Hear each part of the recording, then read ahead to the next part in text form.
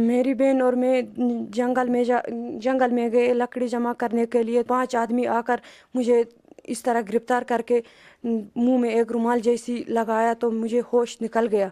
तो इसी बेहोशी के हालत में एक जंगल में एक झोंपड़ा था, वहाँ लाकर मुझे छोड़ा, हाथ पांव बंद करके दवा देते थे, मुझे बेहोश करते थे ये। तब फिर वहाँ से श्रीनगर ले गए मुझे। कमरे में मैं अकेली थी वहाँ, तो मुझे घर की भी याद आती थी, तो मुझे माँ बाप, अपने भाई बहन सब याद आते थे मुझे।